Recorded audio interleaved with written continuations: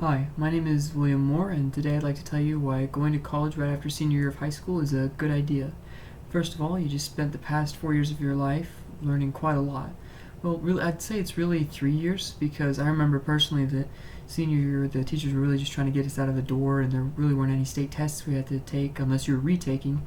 But besides that, you could actually spend that time for studying for SAT and ACT tests, which you could either improve scores on or take them for the first time, which gives you an opportunity to go to a better school, which is at least planning ahead for yourself in the future if you ever wanted to go to college. Besides that, the morning routine is quite different now in college.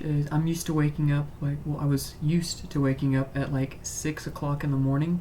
I was in band at the time, and during marching season we had to wake up super early to warm up our instruments and things like that. But now in college I can wake up at 9 or 10 in the morning, which feels awesome for me, which means that if I ever study hard and work really late into the night, then it doesn't affect me as badly as it would when I was in high school. But on the other spectrum, if I were to wait, if I were not to go to college immediately after senior year, then I'm sure that my sleeping schedule would be quite different because I would probably be working either a part-time or full-time job and supporting myself like that. Which leads me to finances. There's a lot of freshman scholarships that are available, and it's really, really easy to get a hold of them.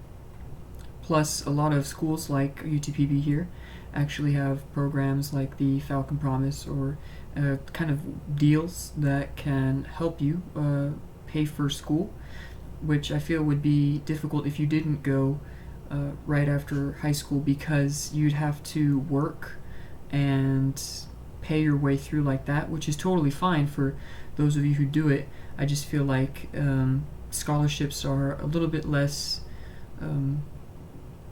difficult to acquire, although having a full-time job does have benefits like spare money on the side and things like that, which is super awesome. Another point I want to make is age. I think it's better to go now rather than later. There's something called the prefrontal cortex, which is kind of right here in the brain, and what that is it's a part of the brain that kind of controls the logical reasoning and learning ability of the person.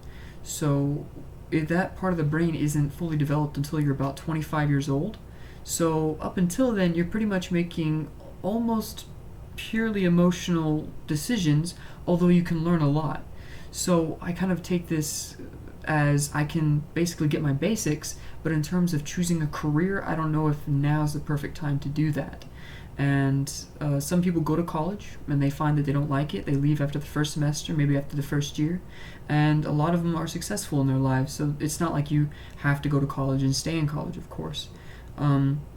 It's just that I think it's important to get a good firm hold on your future career, or rather to find something you like to do and instead find that it doesn't have a lot of career options in it. Either way, it's super great to go to college. Although for those of you who are coming back, it's actually I commend you because I feel like it's really hard to do coming back to college because you probably have a full-time job or part-time job and you're probably supporting a family or whatnot. So I think that it's kind of accepted that once you're like past 20 years oldish or maybe even further, it's just me personally, I feel that it is hard to kind of get back into learning again, which also relates to the prefrontal cortex, because after it's fully matured, it's a lot harder to learn things, or it's at least more difficult rather than beforehand. And so, thank you.